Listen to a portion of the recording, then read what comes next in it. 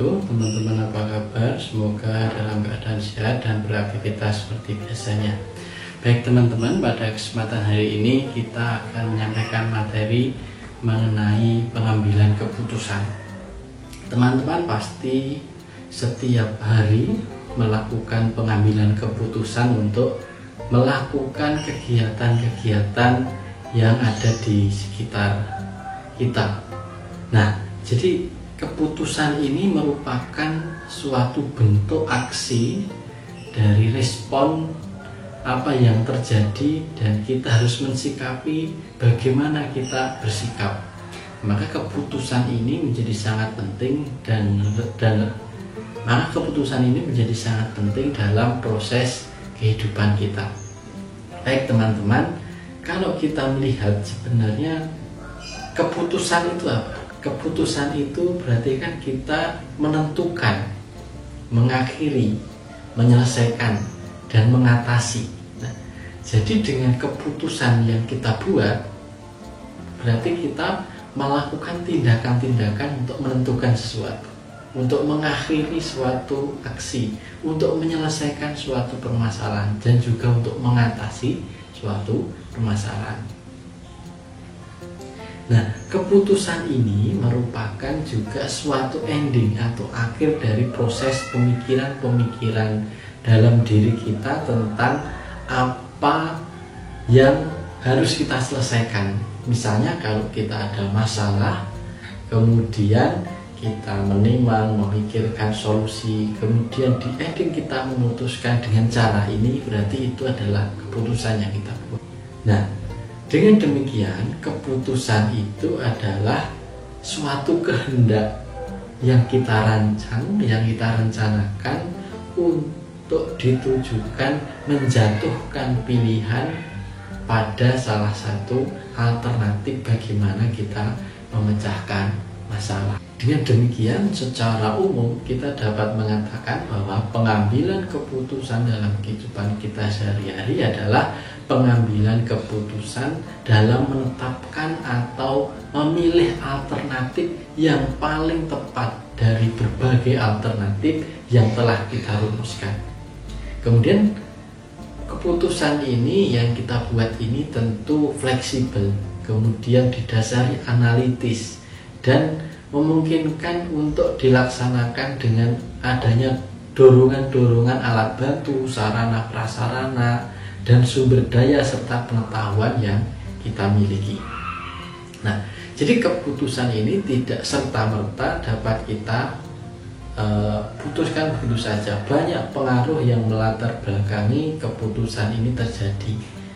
Ada latar belakang pendidikan, kemudian emosional, kepribadian, kemudian pengetahuan yang dibangun, pengalaman, sumber daya yang ada, teman, lingkungan. Ini juga menentukan bagaimana kita mengambil arah keputusan dalam kehidupan kita.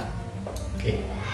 Dalam tataran organisasi di suatu perusahaan, tentu keputusan-keputusan ini menjadi sangat penting karena keputusan ini akan menjadikan maju atau tidaknya organisasi. Nah, dalam organisasi paling tidak ada 3 jenis keputusan yang dapat diambil. Dalam perusahaan pasti di sana ada level-level kepemimpinan. Ada top management, ada middle management, dan ada lower management. Nah, keputusan untuk top management ini dalam perusahaan harus memutuskan bagaimana keputusan-keputusan yang strategis. Maksudnya keputusan yang strategis bagaimana? Keputusan yang strategis ini adalah bagaimana seorang top manajemen memutuskan keputusan jangka panjang untuk menyelamatkan organisasinya. Nah, keputusan strategis ini adalah keputusan yang diambil untuk memilih alternatif sehingga perusahaan itu memiliki keunggulan kompetitif untuk bersaing di jangka panjang. Jadi keputusan strategis ini adalah keputusan-keputusan yang tergolong bagaimana memikirkan dampak keputusan ini diambil jangka panjangnya, keunggulannya apa. Ini adalah keputusan strategis. Dalam keputusan strategis ini, seorang top manajemen memiliki karakteristik khusus dalam memikirkan sebuah keputusan. Yang pertama adalah rate. Di mana rate? Keputusan-keputusan strategis ini tidak biasa dan khusus yang tidak dapat ditiru oleh organisasi, perusahaan, atau instansi lain. Jadi keputusan ini didasari atas karakteristik khusus yang ada di dalam perusahaan itu, didevelop, dikembangkan, kemudian diputuskan menjadi keputusan strategis perusahaan. Yang kedua adalah konsekuensia, di mana keputusan-keputusan strategis ini adalah memasukkan sumber daya penting dan menuntut banyak komitmen dari instansi-instansi terkait. Maka keputusan-keputusan ini memerlukan hubungan-hubungan dengan instansi-instansi rekanan yang terkait lainnya. Yang ketiga, karakteristiknya adalah direktif. Jadi keputusan strategis yang diambil oleh top manajemen itu menetapkan keputusan yang dapat ditiru untuk keputusan lain dan tindakan di masa yang akan datang untuk organisasi secara keseluruhan. Nah, ini adalah 3 tipe karakteristik keputusan yang dibuat oleh top management. Yang kedua adalah keputusan administratif atau taktik. Nah, ini adalah keputusan yang dibuat di tataran middle management. Jadi setelah top management membuat keputusan strategis, tentunya middle management harus merumuskan keputusan strategis itu menjadi keputusan taktis yang lebih operasional yang dapat dilakukan. Jadi keputusan administratif atau keputusan taktik ini adalah keputusan yang berkaitan bagaimana seorang middle management itu mengelola sumber daya, mengelola keuangan, mengelola teknik produksi untuk mencapai keputusan strategis yang ditetapkan oleh top management. Kemudian yang ketiga adalah keputusan operasional. Keputusan operasional itu adalah keputusan yang diputuskan oleh organisasi tataran yang low management, jadi tingkat dasar. Jadi keputusan ini digunakan untuk keputusan operasional, bagaimana melakukan secara betul-betul teknis. Misalnya, seorang customer service itu mendapatkan keluhan-keluhan dari pelanggan. Tentunya di saat mendapatkan keluhan itu, seorang customer service harus memberikan solusi saat itu juga. Maka dengan keputusan operasional ini, seorang customer service itu memberikan solusi. Tetapi solusi ini pasti mengacu kepada SOP yang telah ditentukan oleh middle management. Kemudian juga mengacu bagaimana keputusan yang ditetapkan oleh top management untuk mencapai tujuan perusahaan yang lebih baik atau tujuan organisasi yang lebih baik. Oke, itu kalau di dalam organisasi. Kemudian teman-teman, kalau keputusan di dalam diri teman-teman, maka sama, ada keputusan strategis, ada keputusan taktik, administratif, atau keputusan operasional. Keputusan strategis itu adalah bagaimana ketika kita memutuskan sesuatu untuk memutuskan arah masa depan kita, memutuskan jenjang pendidikan yang kita ambil, program studi yang kita ambil, pekerjaan yang akan kita ambil, memutuskan siapa calon pendamping hidup yang kita ambil. Itu adalah keputusan strategis. Kemudian keputusan operasional dalam kehidupan kita adalah bagaimana kita memutuskan, menyelesaikan masalah-masalah yang ada dalam kaitannya dengan hidup kita, keluarga kita, kemudian lingkungan kita. Kemudian kalau keputusan operasional ini tampaknya adalah keputusan harian, dialih, kita memutuskan misalnya hari ini makan apa, kita menggunakan sabun apa, kita menggunakan gadget apa. Ini kalau dalam kehidupan kita.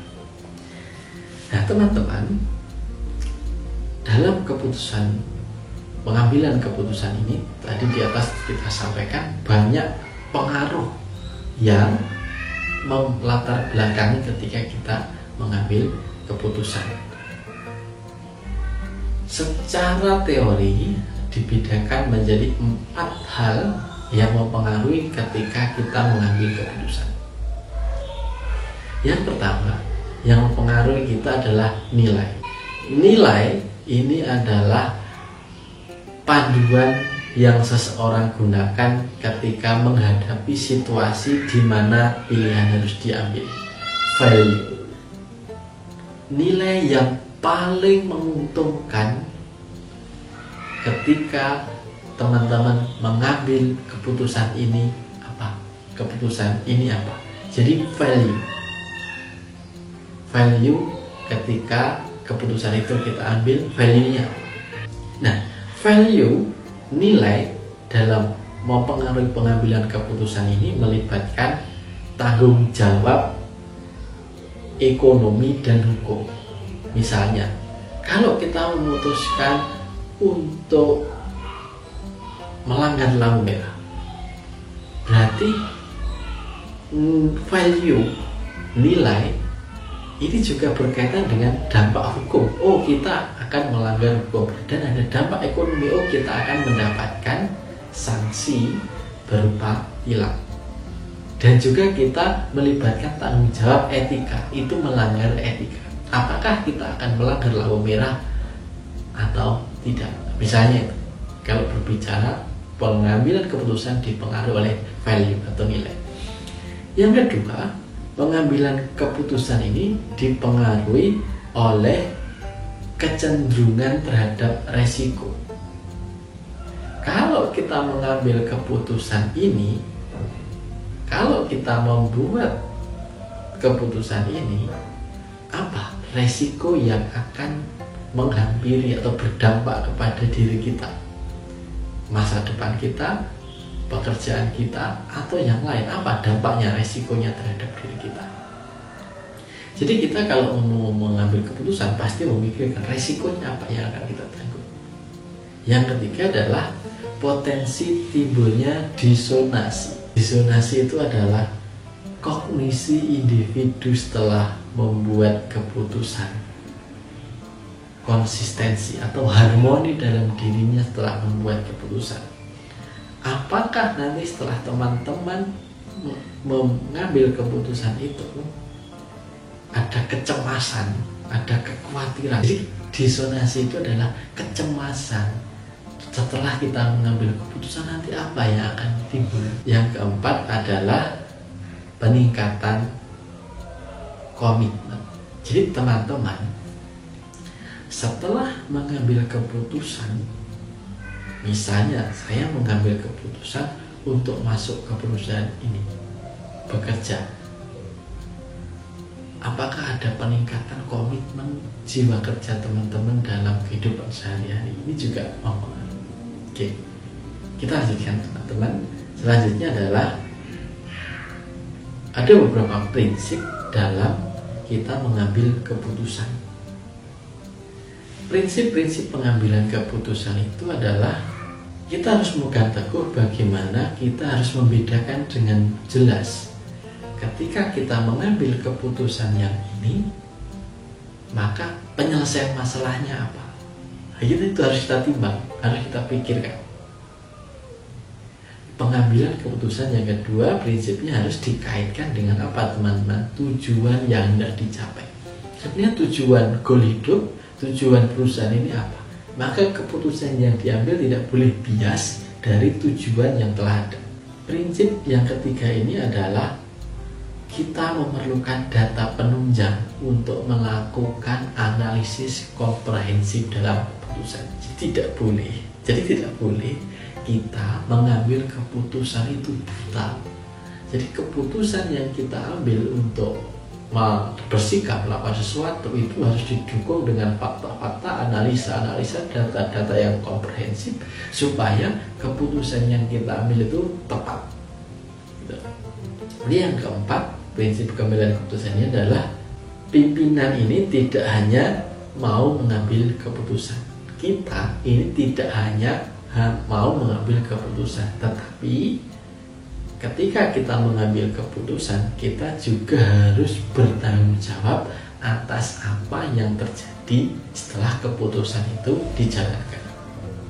Nah, itu adalah prinsip-prinsip pengambilan keputusan. Oke, selanjutnya, dalam pengambilan keputusan itu paling tidak juga memiliki basis dasar pengambilan keputusan. Ada 5 teman-teman basis dasar dalam pengambilan keputusan ini. Yang pertama adalah intuisi. Pengambilan keputusan atas dasar intuisi ini biasanya orang-orang yang berbasis pada ini mengambil keputusan atas dasar penafsiran perasaannya. Jadi keputusannya pasti subjektif. Nah, pengambilan keputusan secara intuitif ini tentunya waktunya pendek, maka dampaknya kurang analisa. Maka keputusan ini seringkali relatif kurang baik karena tanpa pertimbangan yang matang dalam mengambil keputusan. Kemudian basis yang kedua adalah pengalaman.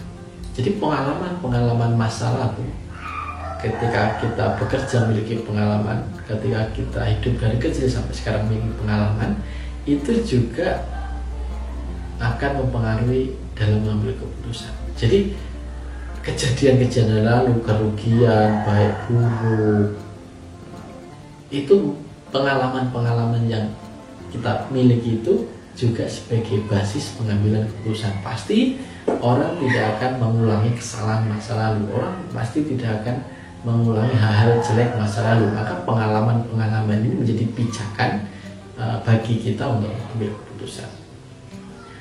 Yang ketiga, basis pengambilan keputusan ini adalah wewenang. Nah, tentunya seorang pimpinan dalam perusahaan, dalam organisasi ini memiliki wewenang untuk memutuskan sebuah keputusan. Tapi ingat, wewenang ini dampaknya banyak. Seorang pimpinan tidak boleh menggunakan wewenangnya untuk mengambil keputusan yang tidak mendukung tujuan, jauh dari tujuan, tanpa data, tanpa analisa. Karena wewenang ini melekat bagaimana proses kehidupan perusahaan ke depan. Jadi dengan keputusan seorang pimpinan itu akan menentukan bagaimana organisasi perusahaan ini dapat bertahan ke depan. Yang keempat, basis pengambilan keputusan ini adalah fakta. Jadi fakta-fakta empiris, data-data yang ada, yang relevan, reliable, ini pasti sangat mendukung keputusan yang sehat. Yang kelima adalah rasional. Rasional itu berarti pengambilan keputusan yang logis, objeknya logis, transparan, kemudian konsisten untuk memaksimalkan hasil atau memaksimalkan pencapaian tujuan. Nah, jadi rekan-rekan, dalam kehidupan kita apapun, kalau kita mengambil keputusan, jangan hanya mengambil keputusan dengan intuisi. Kita memiliki wewenang untuk mengambil keputusan, maka basis yang harus kita gunakan adalah yang pertama, kita harus mendasarkan atas pengalaman masa lalu. Kemudian kita juga butuh fakta-fakta data. Kita juga butuh pemikiran rasional untuk menimbulkan atau mengambil keputusan yang baik. Oke, yang terakhir teman-teman adalah pada pengambilan keputusan yang rasional. Kalau teman-teman mengambil keputusan rasional, pasti kita akan dapat lebih dalam melihat bagaimana kejelasan masalah. Jadi mendalami masalahnya dulu supaya tidak ada kekaburan, keraguan, ini permasalahan apa yang akan kita selesaikan. Kemudian orientasikan pada tujuan. Pengambilan keputusan kita harus berorientasi kepada tujuan yang akan dicapai. Kita dalam mengambil keputusan butuh ilmu, butuh pengetahuan alternatif, cara-cara yang efektif, efisien. Kemudian dalam pengambilan keputusan kita juga membutuhkan alternatif keputusan pasca keputusan itu diambil. Jadi kalau ini begini alternatifnya, itu harus kita siapkan sehingga keputusan yang kita hasilkan adalah keputusan yang maksimal. Keputusan yang maksimal pasti akan menjadi keputusan yang bermanfaat bagi diri kita, bagi organisasi untuk mencapai tujuan yang kita inginkan. Setelah itu teman-teman, terkait dengan pengambilan keputusan, semoga bermanfaat materi terkait pengambilan keputusan ini bagi kita semuanya dan dapat mendewasakan kita, memberikan gambaran bagaimana esok kita mengambil keputusan. Terima kasih. Assalamualaikum warahmatullahi wabarakatuh.